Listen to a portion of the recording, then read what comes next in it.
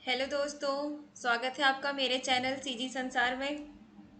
हम अधिनियम के बारे में चर्चा कर रहे थे, तो आज हम तीसरा अधिनियम और आज के सेशन के लिए एक नया अधिनियम जिसका नाम है घरेलू हिंसा से महिला का संरक्षण अधिनियम 2005 लेकर आई हूँ। क्या है अधिनियम का नाम? घरेलू हिंसा से महिला संरक्षण अधिनियम 2005। और ये कब से लागू हुआ था? ये लागू हुआ था 26 अक्टूबर 2006 से। कब से लागू हुआ था ये? 26 अक्टूबर 2006 से लागू हुआ है। हमको ये डेट याद रखना है। ये डेट डायरेक्ट पूछ लिया जाता है एग्जाम में, इसलिए क्योंकि वनडे एग्जाम है तो डायरेक्ट इसको पूछ लिया जाएगा कब लागू हुआ था।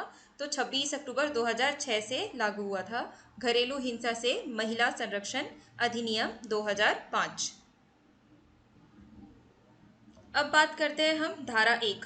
चर्चा तो हम पहले से ही कर चुके हैं, जिसमें संक्षिप्त नाम, शीर्षक, विस्तार और प्रारंभ होता है। तो इस अधिनियम का नाम वही होगा जो हमने पहले पढ़ा था। क्या पढ़ा था? घरेलू हिंसा से महिलाओं का संरक्षण अधिनियम 2005। और लागू कब हुआ था? बताइए आप, कब लागू हुआ था? आप कमेंट करके बिल्कुल बताइएगा कि कब लागू हुआ था। और यह जम्मू और कश्मीर राज्य को छोड़कर पूरे भारत में लागू था पहले, पर अब ये क्या है, जम्मू कश्मीर में भी लागू है। आप सोच रहे होंगे मैम जब से यही बोल रही है कि जम्मू कश्मीर में पहले ये लागू नहीं था पर अब लागू है, क्यों? क्योंकि अक्टूबर 2019 से क्या हुआ था? अक्टूबर 2019 से जो 370 के तहत स्पेशल राज्य का स्टेटस दिया गया था जम्मू कश्मीर को, उसको हटा के हम जम्मू कश्मीर को यूनियन टेरिटरी का दर्जा दे दिए हैं। तो इसलिए अब जम्मू कश्मीर राज्य में भी सारे अधिनियम जो है वो लागू होते हैं। तो अक्टूबर 2019 से जितने भी अधिनियम हैं वो जम्मू कश्मीर यूनियन टेरिटरी में भी लागू होते हैं। और ये कब लागू हुआ था? तो उस तारीख से लागू होगा जिसे केंद्र सरकार आधिकारिक राजपत्र में अधिसूचना द्वारा नियत कर सकती है। तो वो डेट कौन सा था? अभी हमने ऊपर देखा था, क्या था वो डेट? 26 अक्टूबर 2006 था। ठीक है, 26 अक्टूबर 2006 का वो दिन था जिस दिन से लागू हुआ था। धारा 2 बात करता है परिभाषाओं के बारे में। तो इसमें सबसे पहला परिभाषा है पीड़ित व्यक्ति का। तो हम जानते हैं पीड़ित व्यक्ति मतलब ऐसा कोई भी व्यक्ति हो जिसके ऊपर जुर्म हुआ हो, तो वो पीड़ित व्यक्ति होता है। तो यहाँ पे वही बोल रहा है कि पीड़ित व्यक्ति का अर्थ है कोई भी महिला जो प्रतिवादी मीन्स जो इंसान जुर्म कर रहा है उसको हम प्रतिवादी बोलते हैं।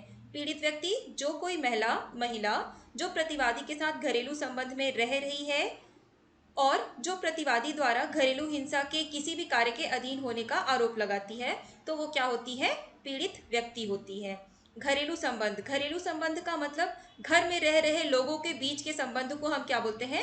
घरेलू संबंध बोलते हैं। और ये दो या दो से अधिक व्यक्तियों के बीच ही होता है या दो व्यक्तियों के बीच ही होता है। अकेले तो हम किसी से घरेलू संबंध नहीं बना पाएंगे। तो इसलिए घरेलू संबंध का अर्थ दो व्यक्तियों के बीच का संबंध है जो किसी भी समय एक साझा घर में रहते हो। साझा घर मतलब संयुक्त परिवार को बोलते हैं। रहते हैं या साथ रहते हैं, या वे सजातीयता विवाह करके या विवाह की प्रकृति के रिश्ते लाइक लिव इन रिलेशनशिप में भी रहते हैं, तो भी वहां पे घरेलू संबंध का अर्थ होता है।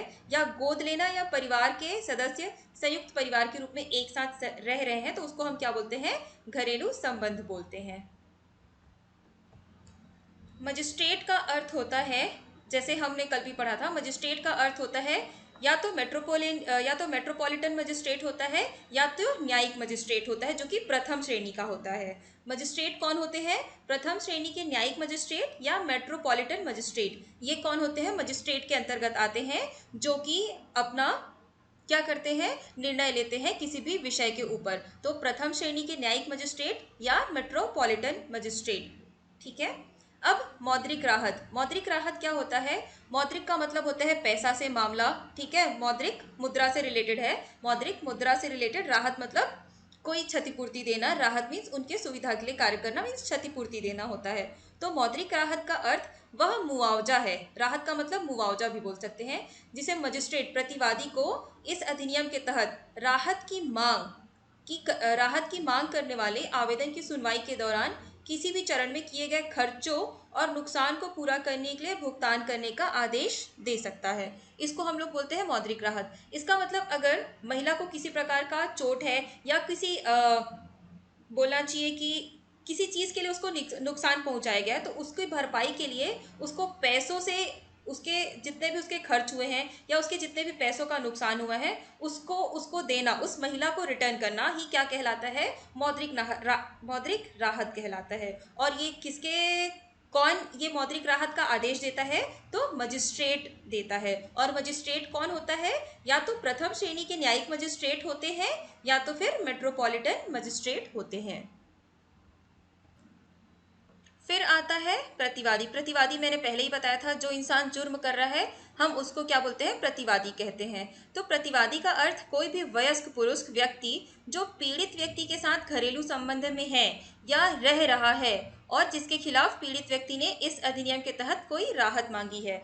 तो इसका मतलब प्रतिवादी का मतलब क्या है, जो जुर्म कर रहा है वो इंसान, तो वो वयस्क पुरुष जो, और इसमें शर्त क्या है कि वो व्यक्ति के साथ घरेलू संबंध में रहना चाहिए। ये स्पेशल इस प्रतिवादी के लिए शर्त है कि वो उस महिला के साथ घरेलू संबंध में रहना चाहिए। यहाँ पे ध्यान देने वाली एक और बात है कि प्रतिवादी सिर्फ पुरुष ही नहीं हो सकता है, प्रतिवादी महिला भी हो सकती है, क्योंकि जो महिला के खिलाफ हिंसा है तो वो महिला भी कर सकती है और पुरुष भी कर सकते हैं। जैसे कई मामलों में हमने देखा है कि पत्नी के ऊपर या बहू के ऊपर सास या ससुर अत्याचार करते हैं, या पत्नी के ऊपर पति अत्याचार करता है, या अगर बहन के ऊपर भाई अत्याचार करते हैं, तो ये सारी चीज़ें जो हैं वो घरेलू हिंसा में आती है। क्योंकि यहाँ पे महिला की बात हो रही है तो कोई भी महिला अ, इस अधिनियम के तहत उनको सुरक्षा देने की बात की गई है। सिर्फ पत्नी के ऊपर, ये सिर्फ पत्नी के लिए नहीं है, सारी महिलाओं के लिए ये जो अधिनियम है वो लागू होता है। और साझा घर का मतलब क्या होता है, जैसे हमने पहले ही देखा था, साझा घर का मतलब होता है संयुक्त परिवार का मतलब ऐसा घर है जहां पीड़ित व्यक्ति रहता है या किसी स्तर पर अकेले या प्रतिवादी के साथ घरेलू रिश्ते में रह रहा है। इसमें ऐसा घर शामिल है चाहे वह पीड़ित व्यक्ति और प्रतिवादी के स्वामित्व में हो या संयुक्त रूप से किराए पर हो। ये वही बता रहा है, साझा घर का मतलब होता है संयुक्त परिवार, जहाँ पे लोग रह रहे हैं या लोग एक दूसरे के साथ, साझा मीन्स किसी एक घर में मिल बांट कर रह रहे हैं, उसको हम क्या बोलते हैं, साझा घर बोलते हैं। अब हम जानते हैं परिभाषा में आखिरी परिभाषा किस चीज का, आश्रय गृह का परिभाषा। तो आश्रय गृह का मतलब होता है, जैसे हमने पढ़ा था, क्या पढ़ा था, सखी वन स्टॉप सेंटर, है ना, हमने देखा था ना सखी वन स्टॉप सेंटर। तो सखी वन स्टॉप सेंटर जो है वो क्या है, आश्रय गृह है। क्या है, आश्रय गृह है, सखी वन स्टॉप सेंटर। क्या है, सखी वन स्टॉप सेंटर आश्रय गृह है। आश्रय गृह का अर्थ किसी भी आश्रय गृह से है जिसे राज्य सरकार द्वारा इस अधिनियम के प्रयोजन के लिए आश्रय गृह के रूप में अधिसूचित किया गया है। तो सखी वन स्टॉप सेंटर भी यही काम करता था, जो औरतें होती थी वो हेल्प के लिए यहीं पे जाती थी और उनको हेल्प मिलता था, तो वो आश्रय गृह है।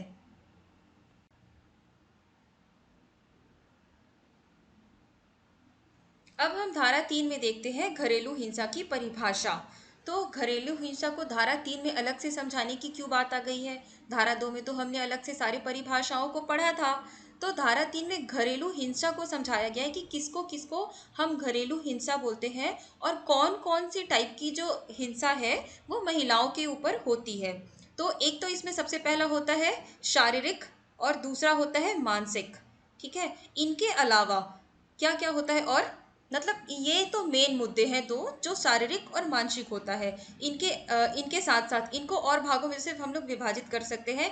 एक तो शारीरिक शोषण होता है, लाइक उनको किसी प्रकार से मार देना या मारना जो होता है, हाथ उठाना, वो शारीरिक शोषण में आता है। यौन शोषण एक दूसरा प्रकार का शोषण होता है। फिर तीसरा मौखिक शोषण होता है, उनको मुंह से अपशब्द कहना या उनको मुंह से बोला कि मैं तुमको मार दूंगा, इस टाइप का जो होता है वो मौखिक होता है। और भावनात्मक मतलब उनके भावनाओं को पहुंचाना, जैसे कि अगर वो पुत्र संतान नहीं पैदा कर रही हो, नहीं कर पा रही हो, तो इसलिए उनको ताने मारना। और आर्थिक आर्थिक मीन्स उनको किसी संपत्ति का उपयोग नहीं करने देना है, या किसी चीज़ के लिए उनको उनके जो निजी जीवन के चीज़ के खर्चे हैं उनके लिए उनको किसी प्रकार की आर्थिक सहायता न प्रदान करना, या कोई भी आर्थिक चीज़ से उनको बाधित करना, रोकना शामिल है। तो इसलिए धारा 3 में घरेलू हिंसा को अलग से परिभाषित किया गया है। क्यों, क्योंकि इसमें कौन कौन से टाइप की महिला के ऊपर शोषण हो सकते हैं, शारीरिक शोषण हो सकता है, यौन शोषण हो सकता है, मौखिक शोषण हो सकता है, भावनात्मक दुर्व्यवहार हो सकता है और आर्थिक शोषण हो सकता है। इसलिए घरेलू हिंसा को धारा 3 में अलग से समझाया गया है। धारा 4 बात करता है संरक्षण अधिकारी को सूचना देना और सूचना देने वाले व्यक्ति का बहिष्कार करना। इसका मतलब कि संरक्षण अधिकारी को सूचना देना, तो सूचना कौन देगा? कोई भी व्यक्ति सूचना दे सकता है, या तो वह स्वयं दे सकता है या तो कोई भी ऐसा व्यक्ति जिसको लग रहा है या जो सोच पा या जिसको लग रहा है कि किसी अमुक अमुक घर में ये घटना हो रही है, तो उसके बारे में वो कहाँ जाके पुलिस को जाके ये बात बता सकता है या संरक्षण अधिकारी को जाके ये इन चीज़ों के बारे में सूचना दे सकता है कि अमुक अमुक घर में क्या हो रहा है कि महिला के खिलाफ हिंसा हो रहा है करके। तो क्या होगा, वो संरक्षण अधिकारी को जाके सूचना दे सकता है। तो इसमें क्या है कि कोई भी व्यक्ति जिसके पास यह विश्वास करने का कारण है कि घरेलू हिंसा का कोई कार्य किया गया है या किया जा रहा है या किए जाने की संभावना है, वही बोल रही हूँ ना कि या तो किया गया है या किया जा रहा है या होने की संभावना भी है, मतलब फ्यूचर की भी बात कर रहा है, पास्ट की भी बात कर दिया, किया गया है, किया जा रहा है, प्रेजेंट की बात कर दिया या किए जाने की संभावना है, तो तीनों टेंस की, तीनों काल की बात कर दिया। तो ऐसे में कोई भी व्यक्ति वह जाके बता सकता है कि अगर या किया गया हो या कर रहा हो या किए जाने की संभावना है, तो इसकी वो जानकारी किसको देगा? संरक्षण अधिकारी को देगा। और इसके लिए जो वो व्यक्ति जाके सूचना दिया था, तो अगर ऐसा पाया जाता है कि वहाँ पे जो भी संरक्षण अधिकारी गए और चेक किए और वहाँ पे घरेलू हिंसा नहीं हो रही, ये पाया गया, तो जो व्यक्ति सूचना दिया था उनको छोड़ दिया जाएगा, मतलब उन पे कोई आपराधिक दायित्व नहीं आपराधिक उनको नहीं माना जाएगा, क्योंकि वो तो अच्छी चीज़ों के लिए सूचना देने गए थे, सद्भावना पूर्वक जानकारी देने गए थे, इसलिए उनके ऊपर किसी भी प्रकार का कोई भी आपराधिक कृत्य नहीं किया जाएगा और उनको छोड़ दिया जाएगा। तो धारा 5 बात करता है पुलिस अधिकारियों, सेवा प्रदाताओं और मजिस्ट्रेट के कर्तव्य। ठीक है, हम इसको बिना पढ़े क्या एक कॉमन सेंस लगा के देखते हैं कि धारा 5 क्या बोल रहा है। धारा 5 बोल रहा है पुलिस अधिकारियों, सेवा प्रदाताओं और मजिस्ट्रेट के कर्तव्य क्या क्या होंगे। तो जैसे ही इनको सूचना मिलेगी कि कहीं पे घरेलू हिंसा हुआ है, तो ये क्या करेंगे? जाके जांच पड़ताल करेंगे, उस स्थान पर जाएंगे, क्या क्या घटना हुई है ये पता करेंगे, और अगर इनको मिलेगा कि हाँ घरेलू हिंसा हुआ है, तो घरेलू हिंसा अगर हुआ है पाया जाएगा, तो इन लोग क्या करेंगे? जो महिला है उसके लिए सुरक्षा आदेश पारित करेंगे, है ना, सुरक्षा आदेश पारित करेंगे, मौद्रिक राहत देंगे, और जो प्रतिवादी है जो जुर्म किया है उसके लिए हिरासत के आदेश देंगे और निवास के आदेश देंगे। किसके लिए? महिला के लिए। मुआवजा के आदेश देंगे। तो ऐसे एक से अधिक माध्यम से एक से अधिक राहत भी दे सकते हैं। कौन देगा ये? मजिस्ट्रेट देता है। पुलिस अधिकारी, सेवा प्रदाता और मजिस्ट्रेट के कर्तव्य यही होंगे कि अगर उनको पता चला कहीं पे घरेलू हिंसा हुआ है, तो वहां पे उस घटना स्थल पे जाए, चेक करे, उसके बाद सुरक्षा आदेश, मौद्रिक राहत के लिए आदेश या हिरासत का आदेश प्रतिवादी के लिए, निवास आदेश, मुआवजा के आदेश देंगे। और सेवा प्रदाताओं की सेवाओं की उपलब्धता के बारे में बताएंगे उस महिला को कि ऐसी ऐसी सेवा प्रदाताएं हैं जो सेवा प्रदान करती हैं ये संस्थाएं, अगर आपको चाहिए तो आप यहाँ से मुहैया कर सकती हैं। और संरक्षण अधिकारियों की सेवाओं के बारे में भी बताएंगे उस महिला को कि ऐसी ऐसी सेवाएं दी जाती है हमारे संरक्षण अधिकारियों के द्वारा करके। अब धारा 6 बात करता है आश्रय गृहों के कर्तव्य। तो जैसे हमने सखी वन स्टॉप सेंटर में पढ़ा था कि वहाँ पे 5 बेड की सुविधा होती है और कोई भी महिला वहाँ पे 5 दिनों तक के लिए अस्थायी आश्रय प्राप्त कर सकती है। तो सेम वैसे ही धारा 6 के तहत आश्रय गृहों के कर्तव्य के बारे में बताया गया है। तो क्योंकि आश्रय गृह है, तो आश्रय गृह के कर्तव्य क्या होंगे कि जो भी पीड़ित व्यक्ति है उसको आश्रय प्रदान करे, मतलब रहने के लिए जगह प्रदान करे। तो ये धारा 6 में बताया गया है कि आश्रय गृहों के कर्तव्य होंगे कि पीड़ित व्यक्ति को क्या करे? वो आश्रय प्रदान करे। और उसके बाद फिर धारा 7 आता है। धारा 7 क्या बात करता है? चिकित्सा सुविधाओं के कर्तव्य। तो चिकित्सा सुविधाओं के क्या कर्तव्य होंगे कि जो भी अगर किसी महिला को कोई शारीरिक प्रकार से किसी भी प्रकार का उनको शारीरिक कष्ट हुआ हो या शारीरिक उनको यातनाएं दी गई हो, प्रताड़ना की गई हो उनके ऊपर, तो चिकित्सा सुविधाओं के जरिए उनको सहायता प्रदान की जाए। ये धारा 7 में बताया है। धारा 6 में आश्रय गृहों के कर्तव्य के बारे में बताया है। और धारा 8 में क्या बताया है? संरक्षण अधिकारियों की नियुक्ति। इसका मतलब ऐसी अधिकारियों की नियुक्ति जो महिलाओं को संरक्षण देती हैं। और इन जो संरक्षण अधिकारी होते हैं उनकी नियुक्ति कौन करते हैं? हमारे राज्य सरकार करती हैं। और किसके द्वारा करते हैं? अधिसूचना के द्वारा करते हैं। और ये प्रत्येक जिले में उतनी संख्या में संरक्षण अधिकारियों की नियुक्ति करते हैं जितनी वह आवश्यक समझे। इसका मतलब कितने संरक्षण अधिकारी नियुक्त करना है ये पहले से तय नहीं होता है। इसको उस प्रत्येक जिले में कितनी ये घटनाएं हो रही है उसके हिसाब से तय करके फिर राज्य सरकार अधिसूचना द्वारा संरक्षण अधिकारियों की नियुक्ति करते हैं। और इसमें एक महत्वपूर्ण बात यह है कि संरक्षण अधिकारी जहां तक संभव हो महिलाएं होंगी। ये इंपॉर्टेंट है, ठीक है, कि घरेलू हिंसा अधिनियम में जो संरक्षण अधिकारी हैं वो जहां तक हो सके महिलाएं को ही संरक्षण अधिकारी के रूप में नियुक्त करना होगा। और उनके पास ऐसी योग्यताएं और अनुभव होंगे जो निर्धारित किए जाएंगे किनके द्वारा? राज्य सरकार के द्वारा। तो धारा 8 बात करता है संरक्षण अधिकारियों की नियुक्ति के लिए। और संरक्षण अधिकारी की नियुक्ति कौन करता है? राज्य सरकार करता है। और संरक्षण अधिकारी में जहां तक संभव हो पाए कोशिश करते हैं कि जो संरक्षण अधिकारी हो वो महिलाएं ही हो। अब हम जानेंगे धारा 9 में संरक्षण अधिकारियों के कर्तव्य और कृत्य। क्या जानेंगे? संरक्षण अधिकारियों के कर्तव्य और कृत्य। तो जैसे हम जानते हैं संरक्षण अधिकारी कौन होता है, अभी हमने पढ़ा था। संरक्षण अधिकारी को कौन नियुक्त करता है? राज्य सरकार नियुक्त करता है। और इसमें ज़्यादा से ज़्यादा महिलाएं, मतलब संभव हो सकता है कि जितनी ज़्यादा संभावना हो हम इसमें महिला अधिकारियों को ही नियुक्त करते हैं। तो मेन जो संरक्षण अधिकारियों का काम होता है वो ही मुख्य कार्य होता है, क्योंकि ये मेल तालमेल बना के रखने का कार्य करते हैं। कौन? ये संरक्षण अधिकारी। तो इनका मूल कार्य एक होता है। इनका मूल कार्य क्या होता है? एक, अधिनियम के तहत अपने कार्यों के निर्वहन में मजिस्ट्रेट की सहायता करना। इनका मेन काम क्या होता है? मजिस्ट्रेट की सहायता करना। और जैसे ही संरक्षण अधिकारियों को शिकायत प्राप्त होती है कि कहीं पे घरेलू हिंसा हुई है तो मजिस्ट्रेट को जाकर उसके बारे में रिपोर्ट देना और उस रिपोर्ट की जो प्रति है, मतलब कॉपी है, वो स्थानीय पुलिस स्टेशन के प्रभारी पुलिस को सौंपना। तो सबसे पहला कार्य इनका क्या था संरक्षण अधिकारियों का? मजिस्ट्रेट को उनके कार्यों में सहायता करना। और जैसे ही शिकायत प्राप्त होती है तो मजिस्ट्रेट को घरेलू हिंसा के बारे में जानकारी देना और उनकी जो प्रतियां हैं उनको स्थानीय पुलिस स्टेशन के प्रभारी पुलिस को सौंपना। इसके बाद क्या है? अब ये सब तो हो जाएगा, तो मेन क्योंकि तालमेल बिठाने वाले कौन है? संरक्षण अधिकारी।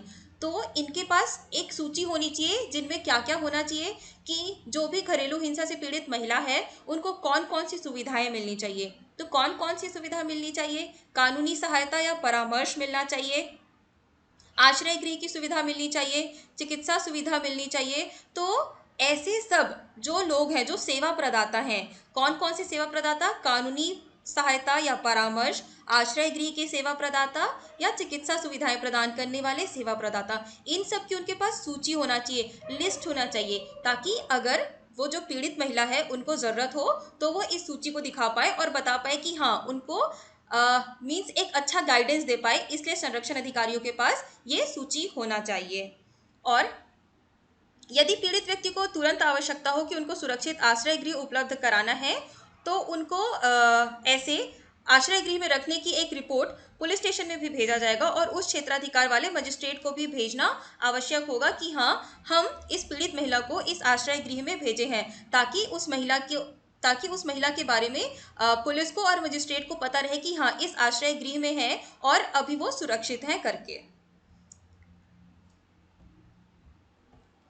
और अगर उनको चोट आई है, शारीरिक चोटें लगी है, तो उनकी जांच करवाएंगी और जो मेडिकल रिपोर्ट की कॉपी होंगी उनको भी मजिस्ट्रेट को भेजेंगी और एक पुलिस स्टेशन को देंगी। कौन देंगी? संरक्षण अधिकारी। और अब हम देखते हैं धारा 10। धारा 10 के तहत क्या आता है? सेवा प्रदाता। तो जो सेवा प्रदाता हैं वो क्या होने चाहिए, वो कंपनी रेगुलेशन एक्ट के तहत क्या होने चाहिए, पंजीकृत कंपनी होने चाहिए, तो वो सेवा प्रदाता बन पाएंगे। किसके तहत, कंपनी रजिस्ट्रेशन एक्ट के तहत वो पंजीकृत कंपनी होने चाहिए। तो जो सेवा प्रदाता है वो चिकित्सा सेवा प्रदान करते हैं, आश्रय गृह की सुविधा प्रदान करते हैं और वित्तीय सहायता या अन्य प्रकार की सहायता भी प्रदान करते हैं। तो ऐसी जो कंपनी होती है वो सेवा प्रदाता होती है और सेवा प्रदाता को कंपनीज रजिस्ट्रेशन एक्ट के तहत पंजीकृत होना होता है। उसके बाद फिर धारा 11 में बताया गया है सरकार के कर्तव्य। तो हमारी सरकार के भी कुछ कर्तव्य हैं घरेलू हिंसा से महिलाओं को संरक्षण देने के लिए। तो वो कैसे इस कार्य को करती हैं, तो केंद्र सरकार और राज्य सरकार दोनों ही समय समय पर प्रचार करती हैं। किस माध्यम से प्रचार करती हैं, टेलीविजन के माध्यम से, रेडियो के माध्यम से, प्रिंट मीडिया के माध्यम से या सार्वजनिक मीडिया के माध्यम से बताती है कि ये जो घरेलू हिंसा है वो गलत कार्य है, इसको नहीं करना चाहिए। और इसके अलावा पुलिस अधिकारियों और न्यायिक सेवाओं के सदस्यों को जागरूकता का प्रशिक्षण भी देती हैं। घरेलू हिंसा के बारे में उनको भी जागरूक करती हैं ताकि वे भी घरेलू हिंसा को रोके और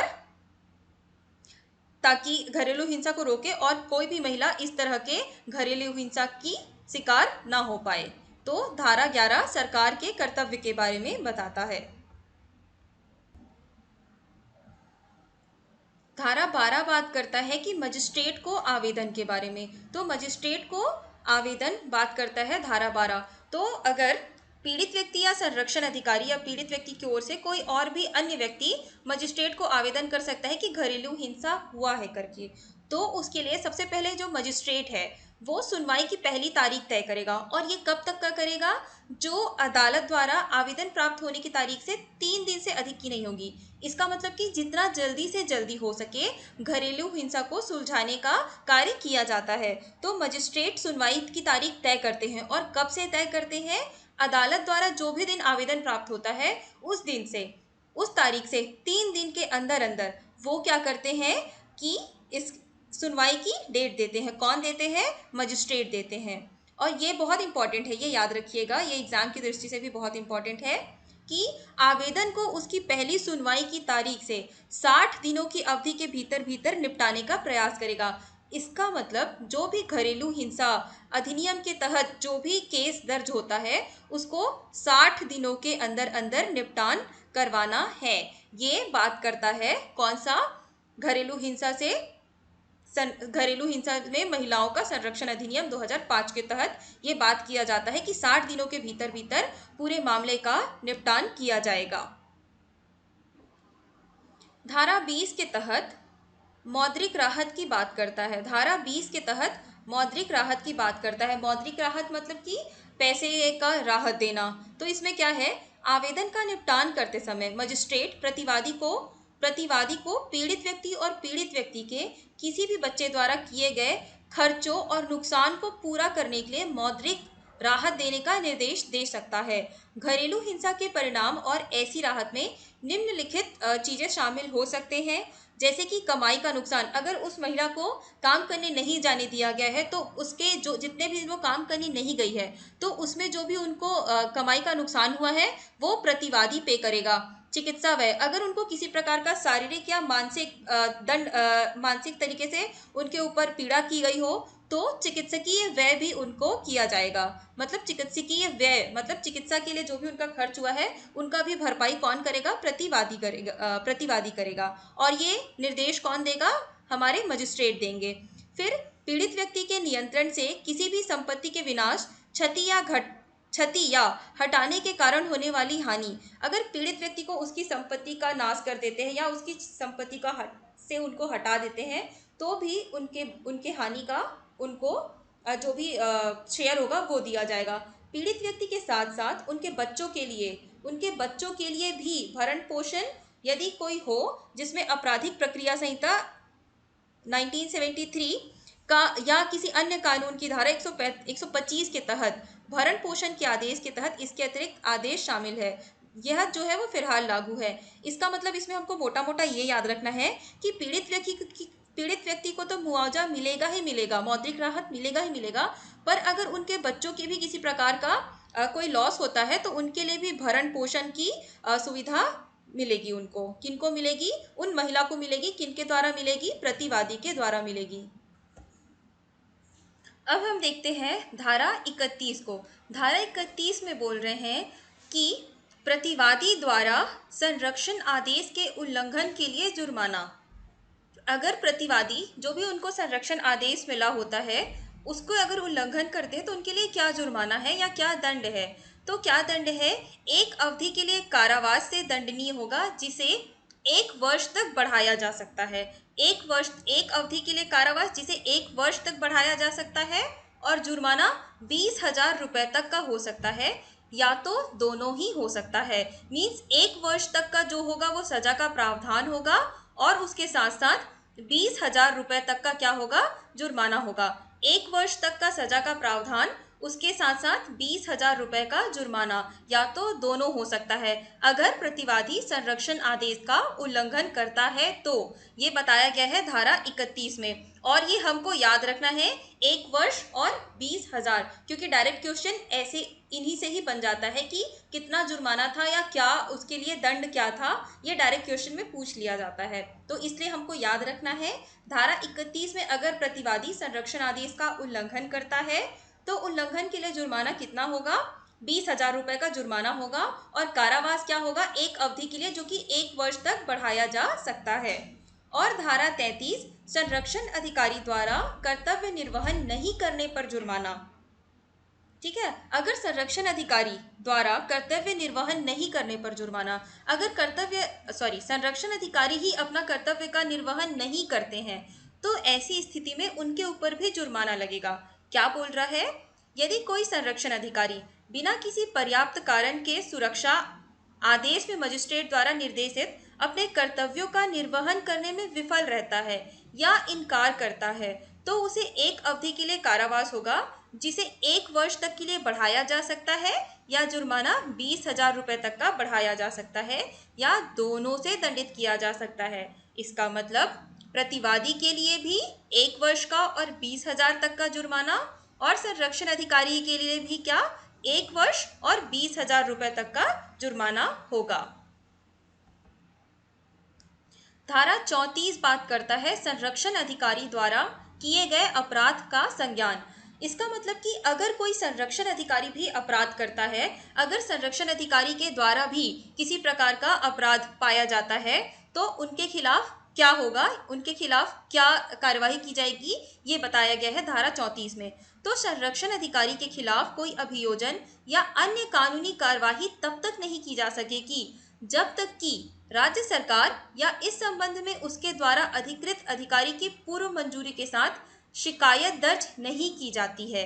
ठीक है, क्या बोल रहा है? संरक्षण अधिकारी द्वारा किए गए अपराध का संज्ञान तब तक उनके ऊपर कोई कानूनी कार्यवाही नहीं की जा सकेगी जब तक कि राज्य सरकार या इस संबंध में जो अधिकृत अधिकारी है उनके द्वारा पूर्व मंजूरी नहीं ली गई हो, तब तक कि उनके ऊपर शिकायत नहीं दर्ज की जा सकती। किनके ऊपर? संरक्षण अधिकारी। और ये संरक्षण अधिकारी कौन होंगे?